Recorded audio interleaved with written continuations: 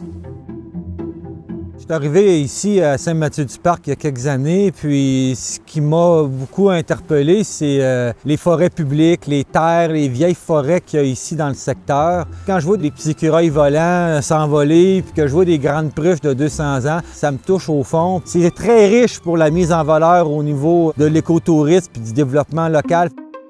Quand il y a eu la mobilisation en 2021 contre les coupes forestières, il y a eu une alliance naturelle qui s'est faite entre la coalition, les gens localement, puis la SNAP Québec. C'est là que la SNAP nous a dit il y a moyen de prendre le projet plein air, faire une aire protégée de plus grande ampleur.